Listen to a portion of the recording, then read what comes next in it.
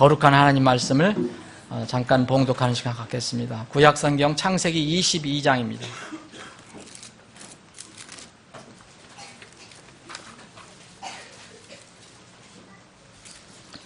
22장 1절부터 19절까지인데요. 오늘 다 읽지 않겠습니다.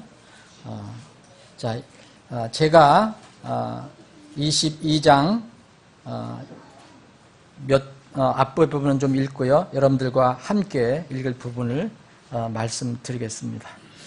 제가 22장 1절 읽겠습니다. 이 일들 후에 하나님께서 아브라함을 시험하시려고 그에게 이르시되 아브라함아 하시니 그가 이르되 보소서 내가 여기 있나이다 하매 그분께서 이르시되 이제 내 아들 곧 내가 사랑하는 내 유일한 아들 이삭을 데리고 모리아 땅으로 가서 거기서 내가 내게 일러주는 산들 가운데 하나에서 그를 번제 허물로 드리라 하시니라. 15절부터 시간 되시는 대로 한번 쭉 읽어보시고요. 15절부터 19절까지 함께 읽겠습니다. 시작합니다. 주의 천사가 하늘에서부터 두 번째 아브라함을 불러 이르되 주가 말하노라 내가 나를 두고 맹세하였노니 네가 이 일을 행하여 내 아들 곧 내 유일한 아들을 욕하지 아니하였으므로 내가 네게 복을 주고 복을 주며 또 내 씨를 하늘의 별들같이 바닷가의 모래같이 번성하게 하고 번성하게 하리니 내 씨가 자기 원수들의 문을 소유하리라. 또 내 씨 안에서 땅의 모든 민족들이 복을 받으리니 이는 네가 내 음성에 순종하였기 때문이라 하니라. 이에 아브라함이 자기 청년들에게로 돌아오매 그들이 일어나 함께 가서 부엘세바에 이르고 아브라함이 부엘세바에 거하더라. 아멘. 아버지 하나님, 오늘 복된 주일 아침에 거룩한 생명의 말씀을 주심을 감사합니다. 겸허한 마음으로 주님께서 우리를 향해서 말씀해 주실 때 엎드린 심정으로 무릎 꿇는 심정으로 이 말씀을 받고 그 안에 들어있는 주님의 교훈을 얻기를 원합니다. 우리를 향해 선포해 주시고 우리를 교훈해 주시옵소서. 거룩하신 예수님의 이름으로 기도합나이다. 아멘. 모두 앉아주시기 바랍니다. 지금 말씀드린 대로 이 부분은 여러분들이 잘 알고 계시는 내용이기 때문에 다 계속 읽지 않았습니다. 그러나 다시 한번 이 말씀을 상고해 보기를 원합니다. 인생은 흔히 누가 얘기하는 것처럼 나그네 길이라고 이야기합니다. 나그네 길이라면 인생은 하나의 큰 여행이라는 거죠. 어머니 뱃속에서 나와서 어딘가를 향해 가는 것이 인생이죠. 이것이 모든 사람에게 주어진 딱 한 번의 큰 여행입니다. 어머니 뱃속에서 나와서 시작해서 이제 마지막 숨을 거둘 때까지 한 번의 큰 여행이죠. 우리가 이렇게 흔히 말하는 여행은 이 큰 여행은 이 여행의 틀 속에 여러 가지 작은 여행들이 있음을 압니다. 우리가 흔히 이야기하는 그런 여행입니다. 어디를 가겠다. 어딜 갔다 왔다.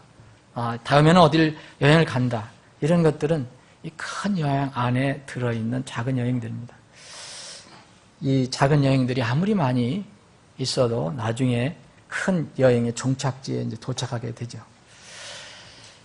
요새 중국 요코들이 이렇게 한국을 많이 방문해서 공항도 완전히 번잡하다고 그러고요. 저는 시내 나가보지 않았지만 시내도 웬만한 데는 중국 사람들로 이렇게 붐빈다고 합니다. 관광이나 이렇게 휴식을 위해서 그들이 이제 와서 한국을 여행하는데 우리가 경기도 안 좋은데 얼마나 고마운 일입니까? 어쨌든 그런데 그 여행을 떠나는 사람들은 다 즐거워합니다. 그렇죠? 공항에 가서 여러분들 여행하는 사람들이 제 찡그린 얼굴 보신 적이 있습니까? 막 이렇게 울면서 슬퍼하면서 여행 떠나는 사람들 봤습니까? 사랑하는 사람과 헤어진 사람들 눈물을 흘리지만 다 이렇게 어디를 갈 때 기대감을 가지고 있습니다. 기쁨으로 가득 차 있습니다. 아브람, 오늘 우리가 읽은 이 아브람 말씀에서 나오는 주인공 아브람도 예외 없이 인생이기 때문에 인생의 큰 여행을 했습니다.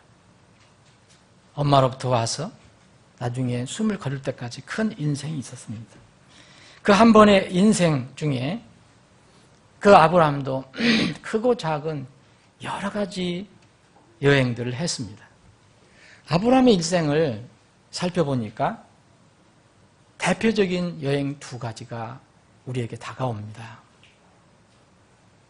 이 여행은 사람들이 생각하는 그런 흔히 우리가 얘기하는 그런 여행이 아니었습니다. 깊은 생각을 해야 했고 또 갈등이 일어났습니다. 즐겁고 기쁜 여행이 아니라 사실 마음이 무거운 그런 여행이었습니다. 오늘 우리가 읽은 여행은 이 하나님께서 명령한 두 번째 여행인데 이 여행 전에 아브라함에게 첫 번째 여행을 명령하신 것이 있습니다.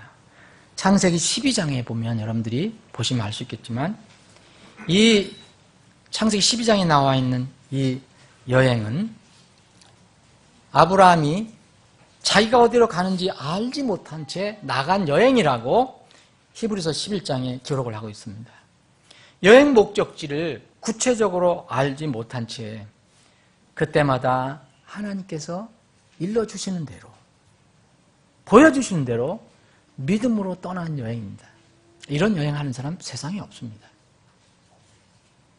이 여행은 대략 성경을 우리가 살펴보니까 저기 메소포타미아 갈대아 우르 지방, 이 갈대아 우르 지방에서 출발해서 유브라테스 강을 계속 따라 올라갑니다.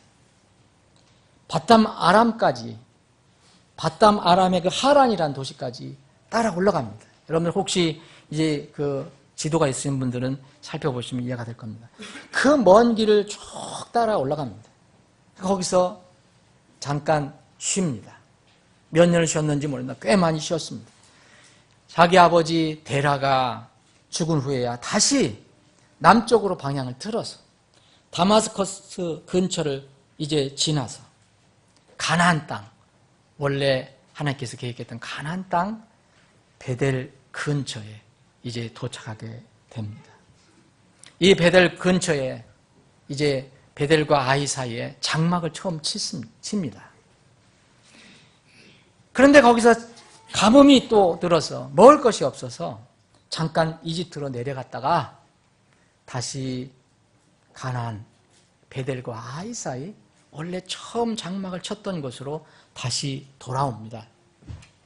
근데 여기에 자기 조카 롯이 있었기 때문에 이 롯과 이 아브라함은 이제 다투는 것을 피하기 위해서 조카 롯에게 다 양보를 하고 롯과 분리하고 이제 조카 롯은 소돔과 고모라 그 기름진 땅에 거했지만 이 아브라함은 헤브론이라는 곳에 정착을 하게 됩니다. 여러분들이 오늘 우리가 22장 읽었지만 이제 창세기 11장 끝부분부터 12장, 13장까지 읽어보면 이 내용이 나와 있습니다. 그 뒤에 물론 아브라함이 또 여러 가지 작은 여행들을 합니다.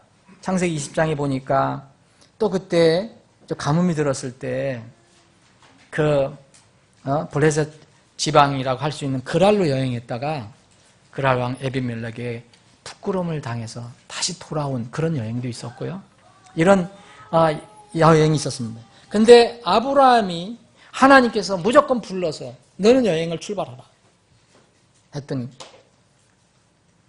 구체적으로 갈 목적지를 모른 채 출발한 여행이 이 여행이었습니다. 아브라함에게는 또 다른 잊지 못할 여행이 있습니다. 이것도 하나님께서 무조건 떠나라 해서 떠난 여행입니다. 오늘 우리가 읽은 내용입니다. 목적지는 여기는 목적지가 정해져 있었습니다. 처음 출발할 때는 내가 그때그때마다 지시할 테니까 가라 했고, 여기는 목적지가 정해졌습니다. 여기 2절에 우리가 읽었지 않습니까? 모리아 땅으로 가라 그랬어요. 모리아 땅으로 가서 그 모리아 땅이 큰데 그 모리아 땅에서 하나님께서 지정하신 한 산으로 올라가라. 이것이 바로 여행 목적지였습니다. 이 여행은 얼마나 걸렸느냐? 최소한 일주일이 걸렸을 것입니다. 여기에 그 처음에 출발지를 떠나서 그 모리아산에 도착했을 때가 약 3일째가 됐다고 그랬습니다. 어쨌든 6일, 최소한 6일, 한 일주일은 걸렸을 것입니다. 일주일 동안 혹은 6일 동안의 여행이었습니다. 여행 목적이 있습니다. 이 두 번째 아브라함이 잊지 못할 여행은 여행 목적이 있어요. 여러분, 이 목적을 하나님께서 이번에는 미리 알려주십니다. 첫 번째 여행은 아무것도 알려주시지 않아요.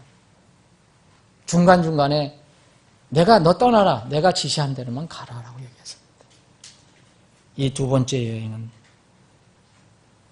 목적이 분명히 나와 있습니다. 그 목적은 백세에 얻은 자기 유일한 아들 이삭을 번제물로 바치라는 그런 목적이 있었습니다. 아브라함은 이 목적을 위해서 여행을 떠납니다. 이 여행은 당시에는 블레셋 사람들의 땅이었던 가나안 땅의 부엘세바라는 곳에서 시작해서 여기 우리 21장 31절에 보면 부엘세바라고 그랬잖아요. 부엘세바. 이 부엘세바에서 시작해갖고서 다시 우리가 읽은 것처럼 부엘세바로 돌아옵니다. 19절에 부엘세바로 다시 돌아왔죠. 분명히 목적이 있고 어떤 목적지가 있고 기간이 있고, 근데 이 여행에는 일행이 몇 명이었느냐? 전에는 아버지 데라와 그래도 꽤 많은 사람들이 같이 갔습니다. 여기에는 이번 여행은 딱 4명이 갑니다. 아브라함, 그리고 백세에 낳은 아들, 정말 사랑하는 그 이삭, 그리고 이 종들 중에서 청년 2를 뽑아가지고 이렇게 갑니다. 그리고 여기에 이제 그 물건을 싣고 갈 나귀 한 마리를 데리고 갑니다. 말씀드린 대로 최종 목적지는 모리아 산상인데, 모리아 산상이 가까웠을 때는 아브라함은 이제 2명의 종들은, 청년들은 같이 데려가지 않습니다. 멀찍이 떨어뜨려 놓고 자기 아들과 함께 둘이 올라갑니다. 이 여행의 기획자는 하나님입니다. 기획 목적은 여기 1절에 나와 있습니다. 이 창세기 22장 1절에는 하나님께서 분명히 성령을 통해서, 아브라함은 몰랐지만 우리는 이 성경 읽을 때 이걸 압니다. 목적이 뭐냐? 하나님께서 아브라함을 시험하시려고. 시험의 여행이었습니다. 하나님께서 아브라함을 시험하시기 위해서 떠나라 했던 여행이었습니다. 아브라함 편에서는 결코 즐거운 여행이 아니었습니다. 대신에 엄청난 갈등과 고민과 때로는 의심과 무거운 마음으로, 슬픈 마음도 있었겠죠. 이런 마음으로 떠난 여행이었습니다. 여러분, 이 시대에 많은 여행사들이 있는데 이런 여행 상품 출시하면 그 여행사는 즉시 망합니다. 이런 여행 누가 떠나는 사람이 있겠습니까? 그러나 아브라함은 하나님께서 기획한 여행이었기 때문에 이 여행 명령을 주의 깊게 받아들입니다. 어떻게 반응했습니까? 하나님께 대한 아브라함의 태도를 우리는 여기서 발견하게 됩니다. 첫 번째, 여기 보면 1절에 보면 하나님께서 갑자기 아브라함을 부르십니다. 아브라함아 이렇게 부릅니다. 그랬더니 아브라함은 이렇게 대답합니다. 보소서 내가 여기 있나이다. 오늘 저는 이 말씀의 제목을 내가 여기 있나이다라고 한번 붙여봤습니다. 아브라함은 자신을 부르시는 주님이 죽은 육체에서 생명을 일으키시는 그 전능하신 하나님이심을 이미 믿었습니다. 창세기 21장을 보시면 100세의 이삭을 얻는 내용이 나옵니다. 히브리서를 읽어보면 믿음의 사람이 됐다는 것을 알게 됩니다. 하나님께서는 죽은 사람과 같던 아브라함과 정말 완전히 죽은 사람과 같던 사라를 통해서 생명인 이삭을 주십니다. 이삭의 원래 뜻은 웃음이란 뜻입니다. 비로소 정말 행복한 평안의 웃음을 지을 수 있었습니다. 생명을 얻었기 때문에. 이런 이삭을 주신 후에 모리아 산으로 여행을 떠나라고 명령하십니다. 그럼 순서를 잘 생각해 보시기 바랍니다. 이때 하나님께서 아브라함을 부르셨을 때 보소서 내가 여기 있나이다 라고 대답합니다. 사랑하는 여러분, 우리는 그리스도인들입니다. 하나님의 자녀들입니다. 여러분들이 진정으로 구원받았다면 우리는 그리스도인입니다. 하나님 자녀입니다. 우리는 영적으로 죽은 존재에서 살아난 사람들입니다. 산 소망을 가지고 있습니다. 영원한 웃음인 이삭을 생명으로 받은 사람들입니다. 하나님께서는 참으로 묘하게도 이렇게 생명을 받은 사람에게 사명을 주십니다. 절대 생명이 없는 사람에게 명령 주시지 않습니다.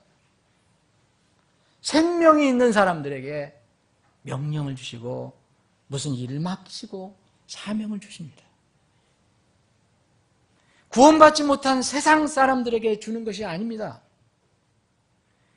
생명이 없는 사람에게는 절대 일을 맡기지 않으십니다. 여러분 성경에서 찾아오십시오. 구원받지 않은 사람들에게는 구원을 받으라고 말씀하시지 뭘 하라고 말씀하시지 않습니다. 나를 위해서, 나 주를 위해서 뭘 해달라 이런 말씀 없습니다. 아브라함 부르실 때는 모리아 산으로 가서 네가 사랑하는 아들, 정말 유일한 아들, 그 아들을 나에게 번제로 드리라 했을 때는 이미 아브라함이 생명을 얻었을 때입니다. 사랑하는 여러분, 보소서 내가 여기 있나이다. 이렇게 아브라함이 대답했는데 여기에 나라는데 한번 여러분들의 이름을 한번 대입해 보십시오. 아무개가 여기 있나이다. 하나님께서 부르실 때 보소서 나 아무개가 여기 있나이다. 그러나 많은 그리스도인들이 하나님의 부르심을 불어 못 들은 척합니다. 대답하면 세상에 하나님께 부르실 때 대답하면 세상에 재미있는 일들을 포기해야 되고 또 자기가 싫어하는 일을 어쩌면 맡기실 것 같아 두려워해서 대답하지 않습니다. 즉시 응답한 아브라함에게 이해하기 어려운 명령이 떨어졌습니다. 이해하기 어렵습니다. 여러분, 이것을 이해할 사람이 있겠습니까? 그런데 아브라함은 어떻게 반응했습니까? 내 아들 곧 내가 사랑하는 내 유일한 아들 이삭을 데리고 모리아 땅으로 가서 거기서 내가 네게 일러준 산들 가운데 하나에서 그를 번제물로 드려라. 이런 명령이 주어졌습니다. 여러분, 이런 명령을 우리가 받았다면, 내가 받았다면 나는 어떤 반응을 할까요? 물론 우리는 아브라함이 될 수 없습니다. 아브라함은 아브라함이고 나는 납니다. 그런데 하나님께서 그리스도인들에게는 필요한 일을 맡기시고 명령을 주십니다. 아브라함이 3절에 보면 어떻게 되어 있습니까? 아브라함이 아침에 일찍 일어나. 두 번째, 우리가 아브라함의 그 태도, 그것을 우리가 살펴볼 수 있는 말은 아침에 일찍 일어납니다. 여러분, 마음에 불평이 있고 의심이 있고 뭔가 정말 화합이 되지 않는다면, 혹시 잠자리에 누워있다면 일어나지 않습니다. 대신 한탄할 겁니다. 불평할 겁니다. 그러나 자리에서 일찍 일어나서 여행 채비를 하고 필요한 것들을 준비하고 시정해 주시는 것으로 출발합니다. 아침에 일찍 일어나서 안장을 얹고 자기 청년들 간 2명을 데리고 이삭을 데리고 번제물에 쓸 나무를 쪼개가지고 일어나서 하나님께 자기에게 말씀해 주신 곳으로 갔다라고 얘기합니다. 사랑하는 여러분, 저는 아브라함의 고뇌를 다 모릅니다. 여러분들도 그때 아브라함이 겪었던 고뇌를 다 모를 것입니다. 그러나 그는 아침 일찍 일어나 지정된 곳으로 떠났습니다. 세 번째 우리가 살펴볼 것은 4절에 보면 그때의 셋째 날에 아브라함이 눈을 들어 그것을 멀리서 바라봤다 그렇습니다. 셋째 날. 셋째 날. 이 셋째 날을 묵상하면서 자료도 읽어보면 이 셋째 날에 대한 뭐가 마음에 와닿는 게 없어요. 어떤 자료를 봐도 전혀 언급을 하지 않습니다. 아브라함이 명령을 받았습니다. 그것도 모르는 명령이 아닙니다. 정말 눈에 넣어도 아프지 않을 이삭을 데리고 바치라는 겁니다. 아브라함이 아침에 일찍 일어나서 출발합니다. 점심이 지나고 저녁이 됐습니다. 하룻밤을 자는데 잠이 오지 않았을 것입니다. 아브라함의 하루도 아니고 3일 동안의 여행에 그의 심정은 어땠을까요? 비참했을 것이고 갈등은 자꾸 솟아오르고 의심도 생기고 두려움도 생기고 슬픔도 생기고, 아니 정말 그렇게 겨우 100살이나 그것도 하나님께 주시고 약속하신 그 아들을 내가 받았는데 이제 이게 무슨 말이냐? 억장이 무너졌을 것입니다. 아마 하룻밤을 자고 일어나서 이게 꿈이었으면 좋겠다라고 했을 것입니다. 근데 그는 셋째 3일 동안을 꾸준히 걸어갔습니다. 그 장소를 이제 도착했습니다. 거의 멀리 바라다보고 이제 자기와 함께 간 2명의 종들을 이야기합니다. 5절 보면 너희는 나귀와 함께 여기에 있어라. 나귀도 데려가지 않습니다. 이건 뭡니까? 스스로 지금 모든 물건을 이 이삭과 함께 가져간다는 겁니다. 나는 아이와 함께 저기에 가서 경배하고 너희에게 다시 돌아오리라. 여러분, 여기서 경배라는 말이 나와요. 영어로 worship입니다. 이건 예배라는 말과 같은 겁니다. 성경에서 처음 언급되는 단어입니다. 여기서부터 worship이 시작됩니다. 예배가 시작됩니다. 이 말을 여러분들이 찾아보시면 원래 이런 말입니다. 엎드리다는 겁니다. 어떤 대상 앞에 엎드리다는 겁니다. 머리를 완전히 숙이다는 겁니다. 거기에는 물론 존경하는 마음, 사랑하는 마음, 이것을 담고 그렇게 하는 겁니다. 아브라함이 우리에게 예배가 무엇인가, 경배가 무엇인가를 보여주고 있습니다. 아브라함은 하나님께 드리는 예배, 경배에서 자신의 상황이나 환경에 흔들리지 않고 견고하게 하나님께 예배를 드렸습니다. 여러분, 이런 상황이 있다면 여러분 하나님께 예배 드릴 수 있겠습니까?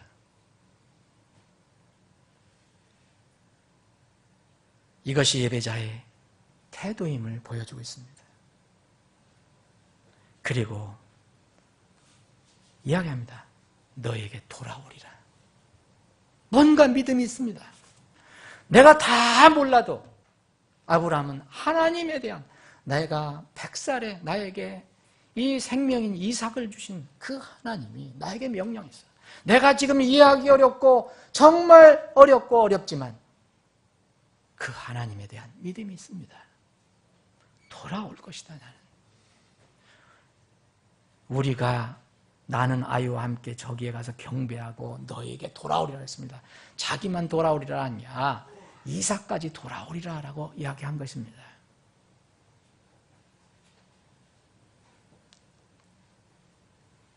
다섯 번째 우리가 살펴볼 것은 우리가 잘 아는 여덟 번째 8절에 나와 있는 겁니다. 아브라함이 이르되 내 아들아 번제 헌물의 어린 양은 하나님께서 자신을 위하여 예비하시리라. 이 말이 어떻게 나왔습니까? 이삭이 이제 아버지가 시키는 대로 이 쪼갠 나무를 짊어지고 필요한 것들을 가지고 이제 아버지는 불과 칼을 가지고 둘이 터벅터벅 머리 안 가는데 아무리 생각해도 이 아들 이삭이 이상합니다. 그래서 아버지에게 묻습니다. 내 아버지요? 그러니까 이렇게 물으니까 아브라함이 내 아들아? 내가 여기 있다. 너 이삭이 얘기합니다. 불과 나무 여기 있는데 우리가 번제 헌물로 하나님께 예배드리러 가는데 어린 양은 어디 있습니까? 아버지에게 묻습니다. 아브라함이 아들이 이렇게 물었을 때 아브라함의 심정을 얼마나 우리가 이해할 수 있을까요? 아마 찢어졌을 것입니다. 그런데 아브라함은 하나님에 대한 믿음을 분명히 가지고 있습니다. 번제 헌물의 어린 양은 하나님께서 자신을 위하여 예비하시리라. 유명한 말입니다. 이게 여호와 이레입니다. 여호와 이레. 하나님께서 준비하실 것이다. 하나님께서 이미 전에 자기에게 약속하신 사실을 분명히 믿고 있습니다. 상황은 이해하기 어려워도. 왜냐하면 이삭을 통해서, 네 씨 이삭을 통해서 모든 민족이 복을 받으리라 얘기했습니다. 근데 그 이삭을 바치라고 합니다. 여전히 내가 다 이해 못해도 하나님을 믿는 이 아브라함의 믿음이 있습니다. 9절에 보니까 하나님께서 그들에게 일러준 곳에 완전히 이르게 됐습니다. 그러니 갑자기 아브라함이 거기 제단을 쌓고 나무를, 이 아들이 지고 온 나무를 거기에 가지런히 쌓아놓고는 갑자기 아들 이삭을 결박해서 제단 나무 위에 이삭을 올려놓습니다. 이삭도 참으로 어리지만 대단한 믿음을 가지고 있어요. 아버지에게 항거하지 않았습니다. 도망가지 않았습니다. 자기 아들 이삭을 결박해서 제단 위에 놓았습니다. 사랑하는 여러분, 여기서 잠깐 한번 생각해 볼 게 있습니다. 왜 하나님은 아브라함에게 100살에 기적적으로 주신 이삭을 이번에는 바치라고 하셨을까요? 변덕스러운 하나님이십니까? 하나님께서는 결코 사람을 번제하물로 받으시는 분이 아닙니다. 1절에 말씀드린 것처럼 하나님께 단 하나의 목적은 아브라함을 키우시기 위해서, 아브라함을 시험하시기 위해서, 아브라함을 쓰시기 위해서 그렇게 하신 것입니다. 여러분, 여기에 하나님께서 여기에 번제 헌물로 드리라 이렇게 했다는 것은 정말 어떻게 했는지, 우리가 이 번제 헌물이라면은 불태워 드리는 건데 하나님께서 정말 불태워서 그것을 받으시려고 명령하신 것이 아니고 아브라함이 어떻게 하나님의 그 뜻에, 마음에 따라가는가, 어떻게 반응하는가, 그것을 보기를 원하셨습니다. 아브라함에게 그때 가장 소중한 것이 있었습니다. 그것이 뭐였습니까? 이삭이었습니다. 여러분, 우리는 상상하기 힘듭니다. 여러분이 불임이었다가 99살에 애를 임신해서 100살에 낳았는데 그 아이가 너무 똑똑하고 너무 밝고, 그럼 여러분 거의 정신 놓고 살 겁니다. 이 아이 때문에. 여러분 정상적으로 여러분 제 시간에 낳은 아이들도 여러분은 너무너무 소중해서 정신이 없는데 100살에 낳았다고 생각해 보십시오. 하나님께서는 아브라함, 믿음의 조상으로 쓰시기 위해서, 아브라함 쓰시기 위해서는 뭔가 하실 일이 있었습니다. 아브라함이 가장 소중하다고 생각하는 것, 그것을 하나님께서는 내려놓기를 원하셨습니다. 하나님보다 그것을 더 중히 여기는 마음이 있었을지도 모릅니다. 그것을 불에 태우기를 원하셨습니다. 하나님께서는 아브라함과 사라, 이삭에 대한 사랑이 너무 집착이 커서, 너무 거기에 정신이 없어서 가장 중요한 것이 무엇인가, 아브라함과 이삭에게 가장 소중한 것이 무엇인가를 아마 시험하셨을지도 모릅니다. 우리는 흔히 그렇게 생각합니다. 어떤 결과만 놓고 이것만 생각합니다. 이것을 주신, 이 물질을 주시고 이것을 주시고 이 결과를 주신 그분을 잊어버릴 때가 너무 많습니다. 우리에게 아이를 주신 하나님을 잊어버립니다. 그 아이만 정신없이 쳐다보고 있습니다. 우리에게 건강 주셨습니다. 건강만 즐깁니다. 건강을 주신 하나님을 잊어버립니다. 우리는 물질을 즐깁니다. 물질을 주신 하나님은 까마득히 잃어버립니다. 이것이 사람입니다. 아브라함이 이런 상황에 있었을지도 모릅니다. 그래서 하나님은 그를 테스트하기를 원했습니다. 예수님께서 이 땅에 오셔서 제자들에게 이런 말씀하신 게 있어요. 마태복음 10장 37절에 보면 아버지나 어머니를 나보다 더 사랑하는 자는 내게 합당하지 않으며 아들이나 딸을 나보다 더 사랑하는 자는 내게 합당하지 아니하며. 아브라함이 크게 쓰시기를 원했습니다. 그렇게 쓰시기 전에 아브라함이 뭔가 정리할 게 있었습니다.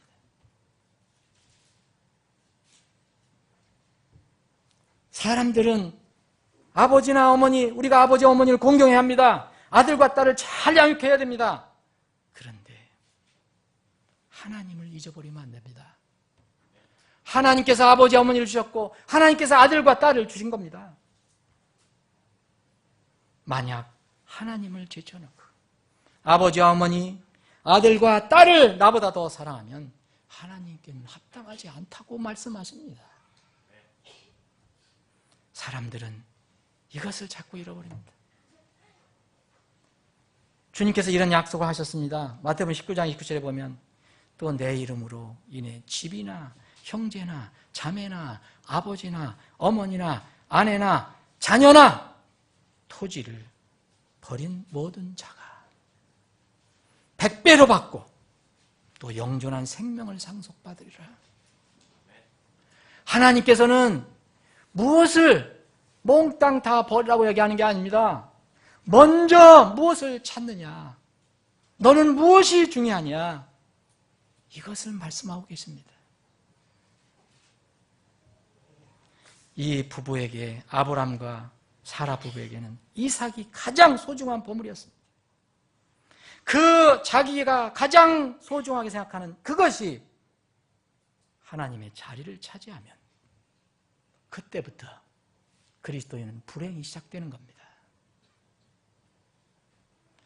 이때 자기의 가장 소중한 것이 하나님이시라는 것을 고백하기를 하나님은 원하십니다. 가장 소중한 것을 하나님께 드려 쓰시게 할 때 놀랍게도 하나님은 그 희생드린 것은 당연하고 그것을 복구해 주시고 그것보다 그것으로 인해 더 많은 것들을 공급해 주십니다. 이것이 세상 사람들이 찾는 복인데 세상 사람들은 순서를 잘못하고 있습니다. 아브라함은 가장 소중한 것인 아들 이삭을 하나님께 드렸을 때 이삭은 물론 다시 돌려받았습니다. 그리고 순양을 덤으로 받았습니다. 자기 손을 내밀어 칼을 잡고 자기 아들을 죽이려고 하더니 주의 천사가, 이 주의 천사는 여러분 뒤에 말씀 보시면 알죠? 누군지 아시죠? 예수님입니다. 예수님. 하나님이십니다. 주의 천사가 하늘에서부터 그를 불러 이르시되 아브라함아 아브라함아 하므로 그가 이르되 내가 여기 있나이다. 아브라함이 또 내가 여기 있나이다 얘기합니다. 그가 이르되 내 손을 아이에게 대지 말라. 너는 아무 일도 그에게 하지 말라. 내가 내 아들 곧 내 유일한 아들이라도 내게 아끼지 아니하였으므로 내가 하나님을 두려워하는 줄을 내가 이제 아노라. 이 말씀이 떨어졌을 때 눈을 들어보니까 덤불에 순양이 뿔에 걸려 있어요. 아브라함이 그 순양을 가져다가 이삭이 누웠던 자리에 대신 그 순양을 번제물로 드립니다. 그래서 아브라함이 그것의 이름을 여호와 이레, 제호바 자이레라고 합니다. 처음 그렇게 명령했습니다. 사랑하는 여러분, 이삭 바쳤지만 아브라함 무엇을 더 받았습니까? 이 순양은 하나님을 경배할 수 있게 하는 우리의 힘을 얘기합니다. 섬길 수 있는 능력. 이 능력은 언제 우리가 받을 수 있느냐? 순종할 때 받을 수 있습니다. 하나님으로부터 받는 것입니다. 정직하고 선한 뜻으로 하나님께 드리기만 하면 어떤 경우에라도 결코 손해가 나지 않습니다. 많은 사람들은 이야기합니다. 많은 그리스도인들도 생각합니다. 물리적으로 그 분명히 내 손에서 나갔으면 그건 산술적으로 나에게 마이너스인데 당장 줄어드는 거 보입니다. 그래서 사람들은 이것을 하지 못합니다. 아브라함은 하나님을 믿었습니다. 우리가 물리적으로 산술적으로는 줄어들지만 영적으로는 놀랍게 감소하는 것이 아닙니다. 영적으로는 불어나기 시작합니다. 17절 읽겠습니다. 내가 네게 복을 주고 복을 주며 복에 복을 주으며 또 내 씨를 하늘의 별들같이 바닷가의 모래같이 번성하게 하고 번성하게 하리니 내 씨가 자기 원수들의 문을 소유하리라. 또 내 씨 안에서 땅의 모든 민족들이 복을 받으리니. 여러분, 이 복을 여러분들 한번 생각해 보십시오. 얼마나 많은 복이 쏟아졌습니까? 이것은 어디에서 나왔습니까? 이는 네가 내 음성에 순종하였기 때문이라. 순종에서 나온 드림의 열매입니다. 순종하면 의심하지 않고 주님께 내 것을 드릴 수 있습니다. 나의 삶을 드릴 수 있습니다. 순종해서 드린 그 드림에서는 이런 놀라운 열매가 나오기 시작합니다. 때로는 인간의 생각으로 하나님의 뜻을 이해하지 못할 때가 있습니다. 그러나 거룩하시고 완전하신 주님은 변하지 않습니다. 이 아브라함은 이런 주님을 전적으로 신뢰하고 순종했습니다. 고통스러운 상황 속에서도 아브라함은 굳건한 믿음을 지켰습니다. 그 순종의 나무에서 지금 읽어드린 내용이 풍성한 열매로 나왔습니다. 드리는 사람의 그 당사자의 복의 복은 물론이려니와 드리는 자의 주위에 있는 자손들이 복을 받습니다. 번성하고 능력을 받습니다. 또 드리는 자로 인해서 더 많은 사람들이, 다른 사람들이, 땅의 모든 민족들이 복을 받게 됩니다. 우리의 믿음은 우리만 살리는 것이 아닙니다. 우리의 자녀를 살리고 우리의 가족을 살리고 더 나아가서는 다른 사람들에게 복의 통로의 역할을 하게 됩니다. 말씀을 정리를 해보겠습니다. 이러한 아브라함의 복은, 이 놀라운 순종의 복은 어디서부터 시작됐습니까?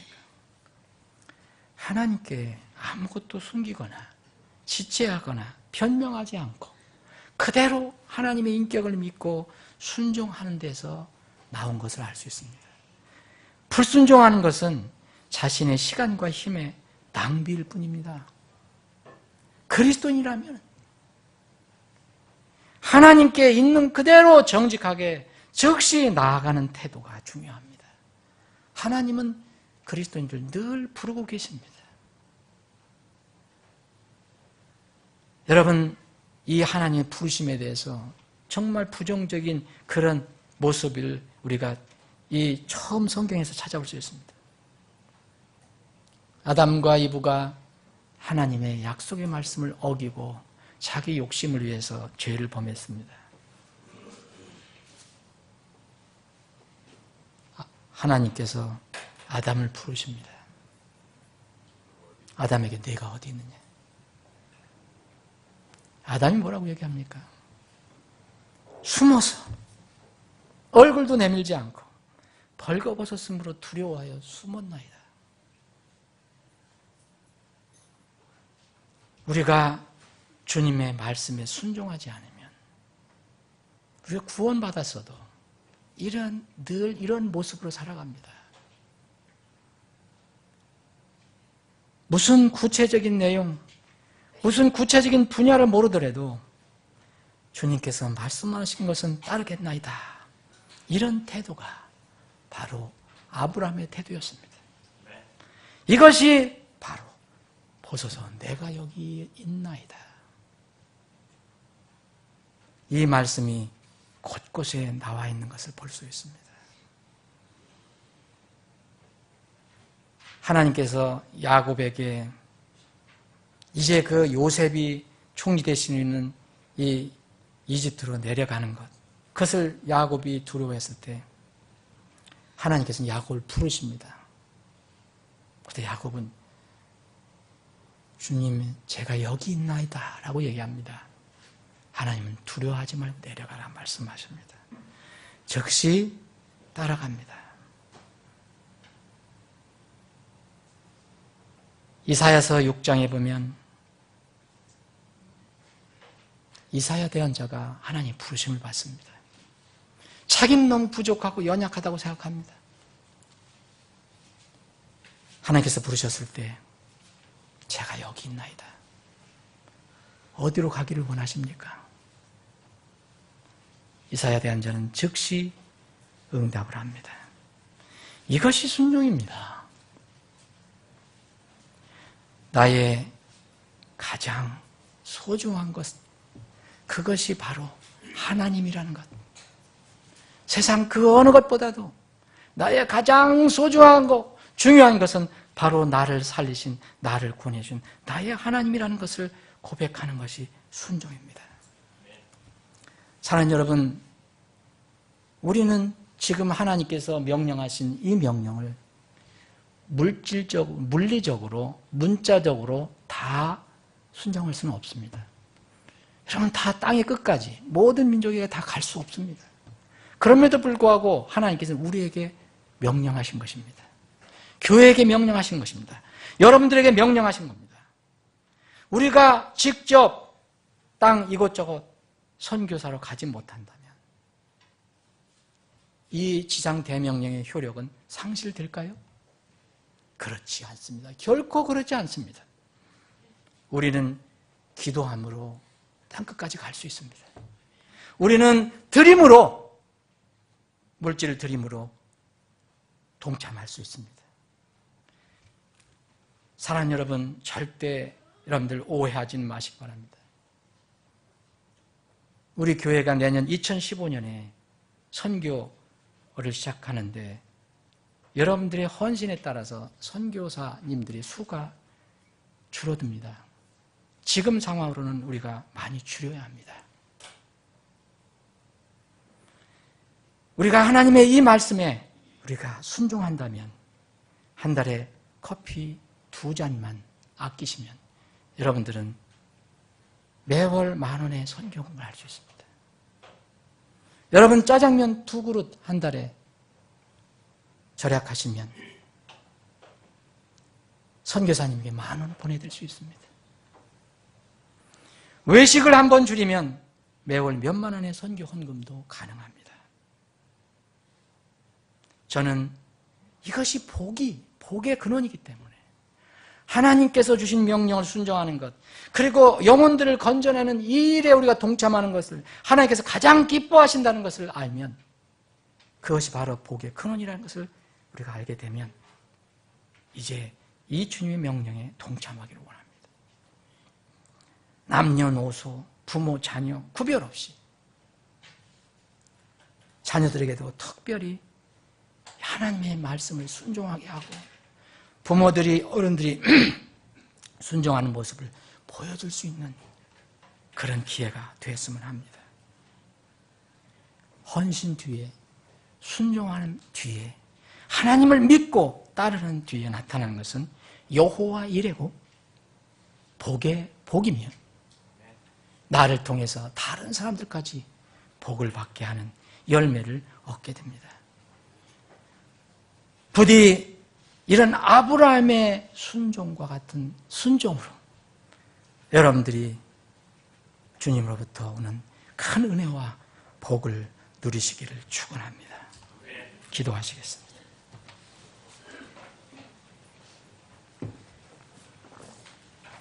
잠시 기도하는 시간 갖겠습니다.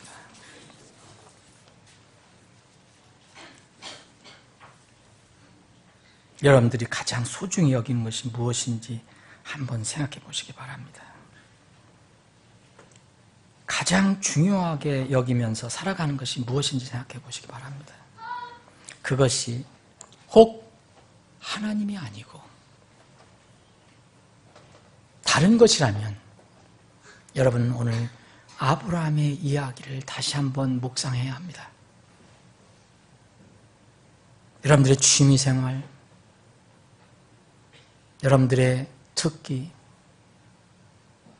여러분들의 혹시 모르는 여러 가지 일들, 물질이 될 수 있고 여러분들의 명예도 될 수 있고 여러분의 건강도 될 수 있을 것이고 여러분의 자녀도 될 수 있을 것이고 여러분들의 무슨 가족도 될 수 있을 것이고 무엇이든지 여러분 구원해 주신 하나님보다 주님보다 그것을 더 소중히 여긴다면 하나님은 그것을 번제 허물로 불태워 버리시기를 원하십니다. 이 하나님의 뜻에 우리가 순종을 하면 그 순종에 놀라운 열매가 있습니다. 우리가 아끼고 붙들고 그것을 집착하고 했던 것, 그것을 주님을 위해서 내려놓을 때 주님은 그것도 복구시켜 주시는 것뿐만 아니라 다른 복도 복의 복을 더해 주심을 믿으시기 바랍니다. 아버지 하나님 감사합니다. 오늘도 이 말씀을 주셔서 우리가 다시 한번 아버지를 바라보게 하시고 아버지의 마음을 알게 하시니 감사합니다. 우리에게 아버지 하나님을 가장 소중히 여기고 첫째 자리에 모시는 그런 믿음을 계속해서 주시기를 원합니다. 혹 우리 가운데 우리 마음속에 아버지 하나님보다 더 중요한 것이 자리 잡고 있다면 그것을 지적해 주시고 깨닫게 해주셔서 그것을 주님 앞에 다 내놓을 수 있는 믿음을 주시옵소서. 우리 모두에게 아브라함이 받았던 복이 순종으로 인해서 우리에게도 임하여 우리에게 주님께서 맡겨주신 지상대명령을 잘 수행하는 우리 각자와 우리 교회가 되게 하여 주시옵소서. 거룩하신 예수님의 이름으로 기도합니다. 아멘.